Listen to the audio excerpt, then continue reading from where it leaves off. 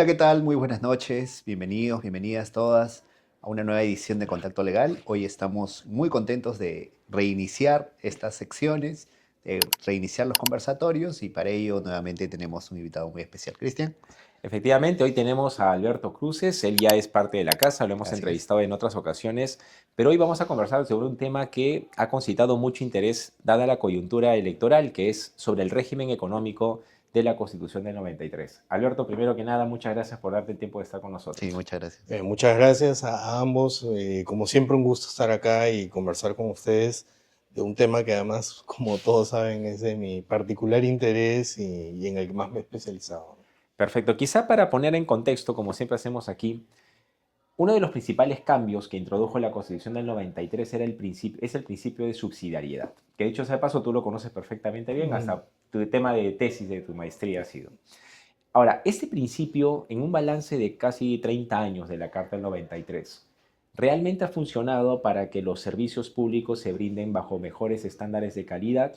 Y por otro lado, ¿el principio ha funcionado en términos de que ya no hay tantas empresas públicas? A ver, creo que para responder esa pregunta hay que poner en contexto el principio de subsidiariedad Ujú, y tampoco convertirlo en la salvación, porque no ujú, lo es, como ningún principio en la Constitución opera solo. Creo que es un principio, yo lo llamo un principio racionalizador de la acción del Estado. Ok. Lo que permite finalmente es hacerse una pregunta, ¿no? Que antes de que el Estado intervenga, preguntarse, ¿es necesario que lo haga? O sea, ¿realmente necesito intervenir en este mercado? ¿O este mercado ya tiene condiciones para funcionar correctamente con oferta y demanda? Y esa pregunta, que parece simple, parece evidente, en realidad es necesaria para que el Estado sepa diversificar sus esfuerzos y asignar los recursos donde realmente van a ser efectivos. Y en ese sentido, claro, solo el principio de subsidiariedad, como digo, no opera solo, pero de la mano con la ola en los 90, ¿no?, de privatización, creo que sí sirvió para salir pues, de un esquema donde los servicios tenían severos problemas y pasar a un esquema más eficiente. Pero creo que hacer un balance sería imposible decir que solo el principio de ujú. subsidiariedad va a resolver los problemas.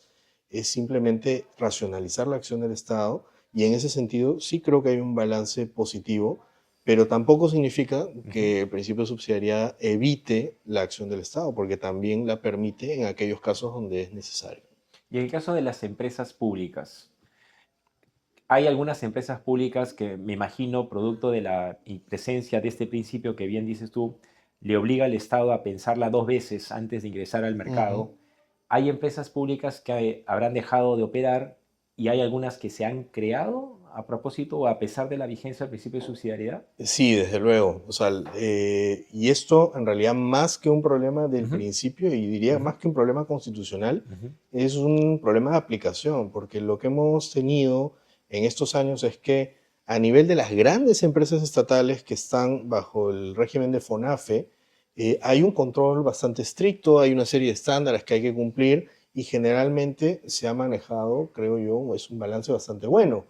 Sin embargo, hay excepciones, ¿no? Y vía legal se han generado excepciones al régimen de FONAFE Claro. y tenemos pues instituciones donde, por ejemplo, una de las que más se ha discutido es salud, que tiene ciertas actividades, tiene acciones en algunas empresas y eso suele escapar del análisis de la subsidiariedad, ¿no? Como digo, no tanto por un defecto del principio o de la idea que está detrás, sino por la forma en que se ejecuta y tal vez por una falta de presencia del principio de subsidiariedad en el análisis que ujú. se hace a nivel administrativo cuando se crean este tipo de empresas. Ahora, decías también que el principio de subsidiariedad te permite o le permite al Estado evaluar si es que puede ingresar o no a un mercado, pero también le permite, quizá como filtro, decir, bueno, este mercado no está funcionando bien y más bien hago otras herramientas como corregir o prestar mejores condiciones al mercado para que sin ingresar yo puedan ingresar otros. Es también un filtro de la subsidiariedad, es una de sus capas, digamos.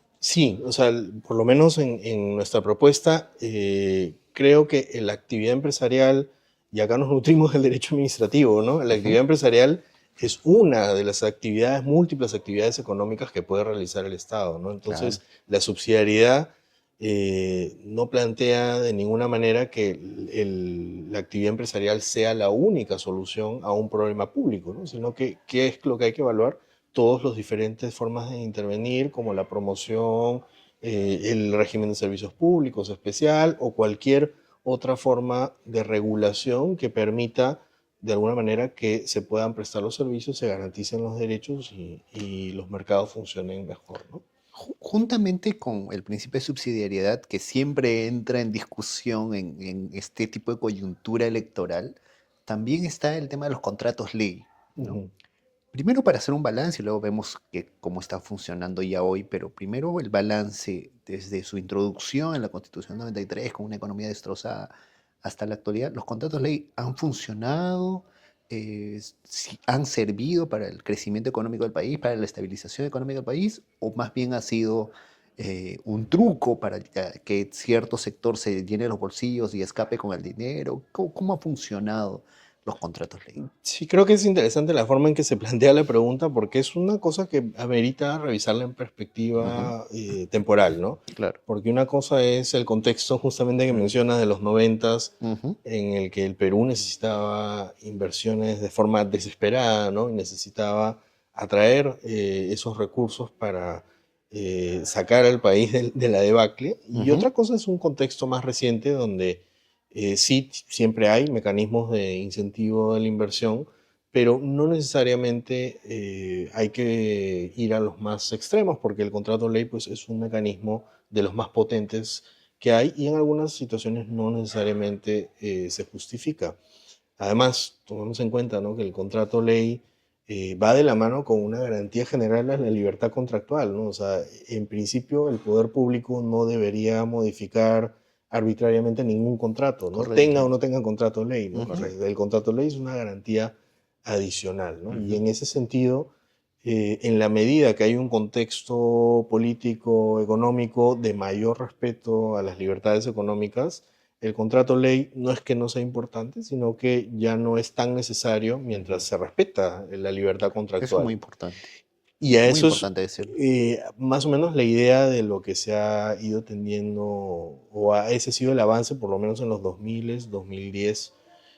Justamente lo que se pone en cuestión en épocas electorales es cuál va a ser la nueva visión del Estado, porque ciertamente, ¿no?, frente a gobiernos que no sean respetuosos de las libertades económicas, el contrato ley siempre es una herramienta que puede tener una utilidad y puede estar plenamente vigente para Claro, mantener y frente a la atraer ese. incertidumbre, ¿no? Exactamente. Básicamente, ¿no? Y en coyuntura electoral la incertidumbre es una variable económica que se dispara, ¿no? Ahora, Así es.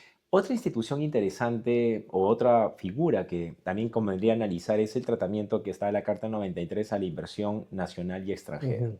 Nuevamente, por coyuntura electoral, estamos tocando temas que siempre han concitado debate.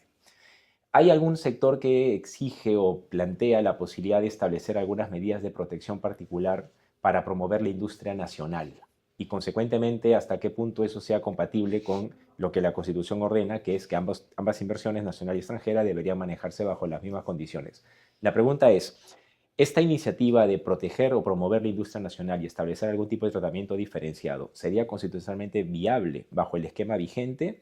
Y si no fuera así, ¿hay algunas otras alternativas que se podrían acoger para poder promover también la industria nacional? Claro, ese es siempre un tema complejo que además parte de la visión del régimen económico que tengamos, ¿no? Y por eso yo siempre soy un entusiasta de empezar desde el régimen económico porque Ujú, esa es la decisión que ha tomado el constituyente de cuál es la relación que va a tener el Estado con la economía. Y Ujú, en nuestro caso es muy clara, es una economía social de mercado correcto. donde se considera que el mercado es el que va a asignar los recursos y el Estado corrige. ujú, Entonces, desde esa perspectiva, la cláusula que equipara la inversión tanto nacional como extranjera es una cláusula que lo que está buscando es evitar ese tratamiento arbitrario, diferenciador, donde sin ninguna justificación se protege a una inversión respecto de la otra. Esto no es extraño tampoco en el derecho comparado ni en el ujú, derecho internacional económico, donde hay sí, cláusulas similares en los tratados de libre comercio. que justamente hablan de nación favorecida o trato nacional, o este tipo de cláusulas que lo que hacen es equiparar condiciones. Entonces la Constitución, creo yo, hace lo mismo. Estas cláusulas en los tratados también tienen diferentes márgenes de protección y creo que lo que no hemos tenido todavía en el Perú es justamente esa discusión, ¿no? De qué tanto va a proteger este trato igualitario. En mi opinión, el trato igualitario justamente lo que hace es evitar esa arbitrariedad de requisitos irracionales, de Ujú. exclusión de la inversión extranjera, pero no necesariamente quita el rol promotor del Estado. Además, porque tiene que leerse en conjunto con otras cláusulas de la Constitución, donde justamente se habla de la promoción de ciertos sectores de la economía y la promoción también de ciertos grupos vulnerables que participan en la economía, o la pequeña y mediana empresa, que también Ujú. está directamente mencionada, ¿no? Entonces, no es una cláusula que esté sola, y justamente el reto está en cómo interpretarla para ser compatible también con las otras cláusulas de la Constitución. Y Ahora, pensando, perdón, sí, claro. pensando en sectores estratégicos, Ujú, por ejemplo, me pongo a pensar en la agricultura, por ejemplo, que hay productos particulares y hay sectores que hacen nacionales, inversiones importantes para eventualmente exportar y demás. Se suele escuchar en estas coyunturas disque promesas ujú. que van a no solamente darles mayores incentivos quizás hasta económicos, sino que van a tener mayores y mejores oportunidades en el mercado nacional y extranjero en comparación con lo que puede hacer alguna empresa de fuera. Eso no es posible así tal cual como se plantea bajo el esquema vigente.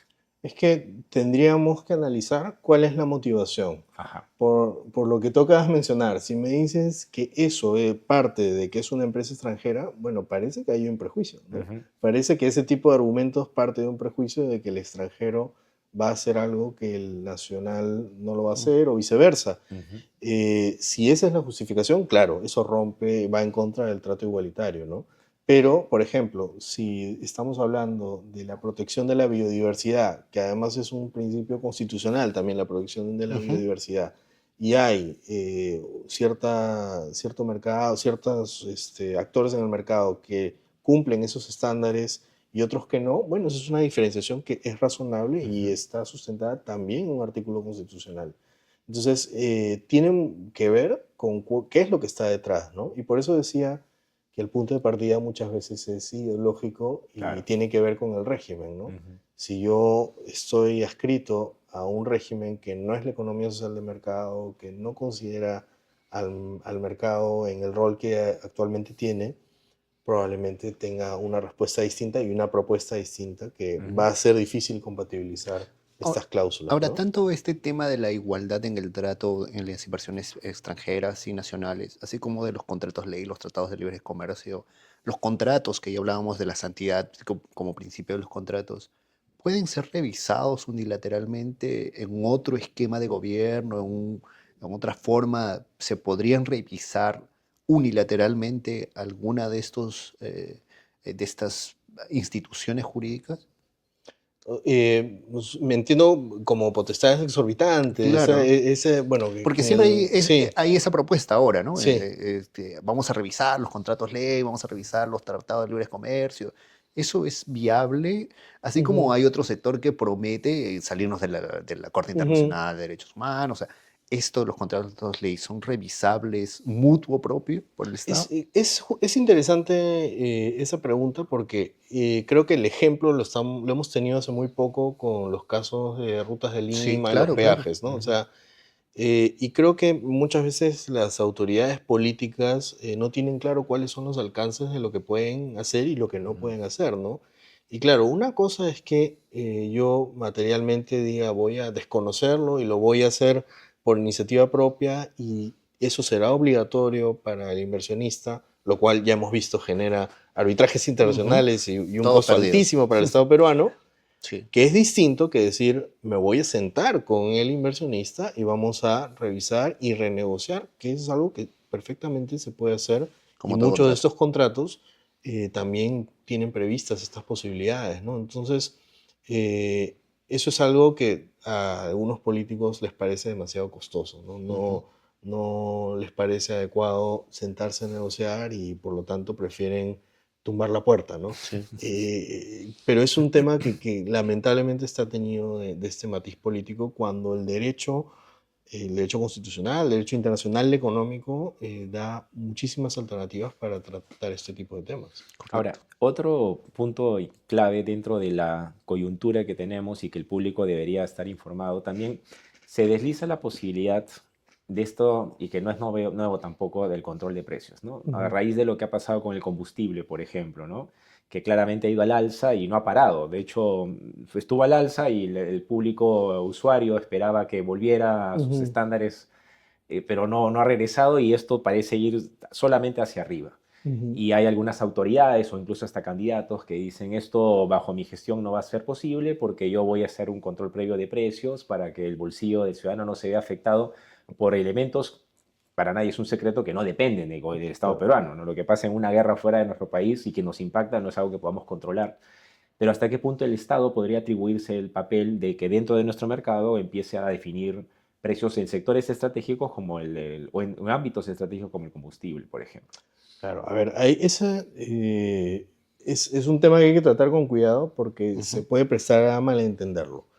El control de precios o la intervención del Estado sobre precios no está prohibida. O Ujú. sea, a veces se dice Se con confunde. mucha fuerza que no se puede. La Constitución sí lo permite. O sea, hay la posibilidad de intervenir sobre el mercado, existe constitucionalmente esa posibilidad, pero es sumamente excepcional porque la incidencia sobre el control de precios genera una distorsión en el mercado que termina afectando no solamente a las empresas, sino a los mismos usuarios, ¿no? Con Ujú. una fijación ficticia que luego se revierte muchas veces o genera mercados negros. Entonces, las consecuencias económicas tienen que ser extremadamente medidas, ¿no? Pero sí es posible hacer algunas intervenciones en casos sumamente extremos. Por ejemplo, en el mercado de electricidad, la luz que nosotros pagamos es un precio que tiene una intervención, no es un precio fijo, pero está basado en razones técnicas y económicas, ¿no? Es porque la energía tiene flujos y cambios tan fuertes de un Volátiles. momento Ujú. a otro que puede generar precios que sean excesivamente duros con el usuario, ¿no? Entonces, hay un mecanismo de intervención para poder suavizar, entre comillas, los precios y esa fluctuación no sea tan fuerte. Pero ¿eso qué requiere? Requiere pues un organismo técnico, requiere la participación de los mismos actores en el mercado, requiere un regulador Una como excepcionalidad Senermin. absoluta. Es una institucionalidad que con razones técnicas lo puede realizar. Cosa distinta es decir, bueno, a mí me parece que estamos pagando mucho, así que voy a Claro. intervenir, que son razones políticas Arbitrarias. o en algunos casos Ujú. populistas. En situaciones excepcionales, incluso en Estados Unidos se ha dado, con el precio del algodón, Ujú. con el precio, perdón, del azúcar, del hierro, me parece, ¿no? Sí, o sea, En periodo de entreguerras. no es Lo tampoco usual. Ujú. imposible. Claro.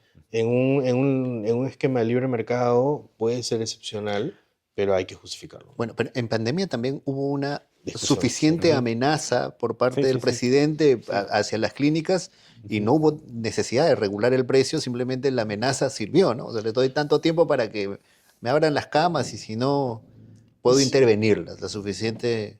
sí, claro, y también, o sea, porque es una doble medida, ¿no? O sea, es la Ujú. medida jurídica de si puedo hacerlo, donde hay que justificar muchísimo, pero también es la medida técnica económica, que no la daremos los abogados, la darán los economistas para decir, bueno, ¿realmente va a servir Ah, o es una medida que no funciona, ahí ¿no? creo que ya lo has dicho claramente, o sea, es posible nuestro modelo constitucional actual, que no necesita ser cambiado en este extremo para regular el precio, pero necesita una justificación muy Técnica. fuerte, una Ujú. justificación agravada para dar lugar a ello, ¿no? Bajo esa misma línea, hay también un tema con el consumidor. Hay una protección en la Constitución del Ujú. 93 al consumidor. ¿Y cuál es tu balance al respecto? ¿Esto ha permitido una mayor eficacia en el resguardo de los derechos de los consumidores? ¿O todavía falta ahí mayor promoción, mayor control? ¿Cuál es tu balance en este aspecto? Sí, yo creo que hay grandes hitos y una mejora considerable, ¿no? Mm, En materia de protección del consumidor y el usuario, ¿no? Desde la institucionalidad con el Indecopi y todo el trabajo que se hizo en los 90, 2000, y luego con otro gran hito que es la ley del El consumidor código, y ¿no? el código, Sí, ciertamente. algo que es parte de nuestro lenguaje común como el libro, ¿no?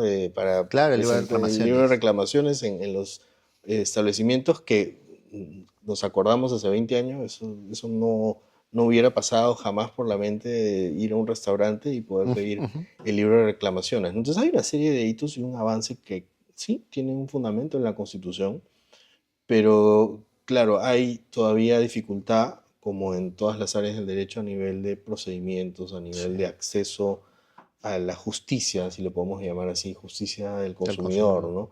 Donde, por ejemplo, no vemos lo que hay en otros países de realmente indemnizaciones Ah, claro. o de tener un verdadero resarcimiento ante problemas que ha causado un establecimiento o el Proveedor, prestador ¿no? de un servicio. Ujú. Ahora, para terminar de pronto, mi querido Alberto, dentro de estas iniciativas que incluso se han dado en este periodo, y vas bajo la lógica de lo que en todo momento has estado enfatizando, que me parece muy importante, que es la rigurosidad técnica cuando se va a tomar cualquier decisión que pueda impactar eventualmente en el mercado y en la economía. Y justamente tratando de destacar el elemento técnico y buscando mitigar el impacto, el ingreso de factores políticos, hay estas iniciativas de elevar a organismo constitucional las entidades reguladoras, por ejemplo, ¿no? Que Ujú. tengamos un OCIPTEL, un OCINERMIN a nivel de organismo constitucional, que el INDECOPI, que si bien no es propiamente un regulador, pero termina teniendo un papel importante en el mercado, por supuesto, también sea elevado a organismo constitucional. Mi pregunta es, ¿estás de acuerdo con que tengan suficiente justificación para llegar a ese estatus de organismo constitucional? Y si fuera ese el caso, ¿las razones serían estrictamente técnicas o algún otro tipo de valoraciones de por medio? Mira, si me hubieras preguntado eso hace 5 años, te hubiera dicho no es necesario. Mi respuesta hubiera sido no.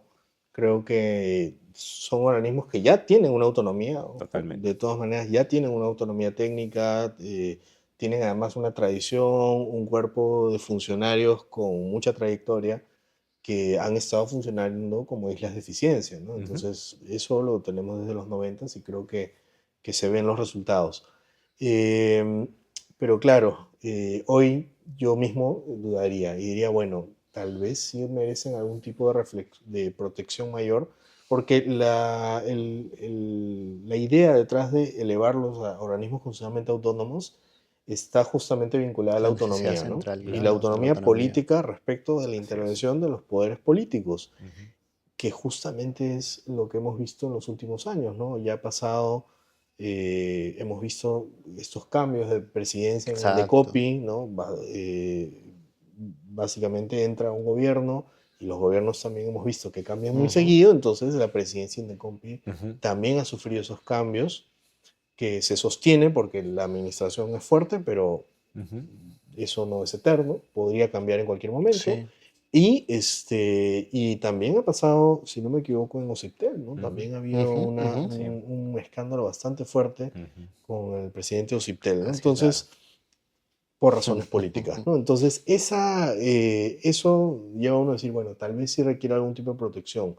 Yo no sé si la protección necesariamente tenga que ser en la Constitución, Ujú. pero lo que sí estoy muy convencido ahora es que tendría que venir a partir de un cambio en la forma de elección de las autoridades, Ujú. porque actualmente son elegidas directamente y sin mayor control por Por el el Ejecutivo. Ejecutivo. Ujú. Sí. Y eso, si es que no va a ser un organismo constitucionalmente autónomo, por lo menos requeriría algún otro tipo de forma de elección que garantice un poco más de autonomía y no O sea, esta más dependencia. un criterio técnico de idoneidad, más que Sí, un tema o la de participación de otros actores para que en haya la un control y elección una para que, deliberación. exacto. Ujú. En particular por las competencias que ahora se han hecho más evidentes, se han Ujú. engrosado en Indecopi. Por Ujú, ejemplo, hace un par de temporadas hablábamos del dumping, que ujú. es una competencia muy delicada, muy Sí. onerosa además, Ujú. y que, por ejemplo, inicialmente se concedió una cautelar y de pronto la cautelar fue suspendida, ¿no? O sea, Ujú. eso llamó mucho nuestra atención y creo que, coincidiendo contigo, se merece una protección, no sé si también constitucional, es una opción posible, pero por lo menos una mayor rigurosidad técnica en la elección, ¿no? Muy bien, creo que con eso vamos a ir cerrando. Quizá algunas palabras finales, una despedida para nuestro querido público, querido No, Alberto. gracias por la invitación. Creo que siempre estos temas son interesantes y como vemos, uno puede ir cambiando de opinión también, ¿no? Sí, Yo mismo he pues. cambiado de opinión, pero creo que conforme se dan suscitando los hechos, podemos tener nuevas apreciaciones sobre estos mismos temas, ¿no? Eso es lo Excelente. interesante. Muchísimas gracias, Alberto, por haberte dado el tiempo de estar aquí con nosotros. Bien, doctoras y doctores, así culminamos este nuevo episodio de su programa Contacto Legal, como ven, como siempre, con invitados de primer nivel. Nos vemos la próxima semana. Muchas gracias.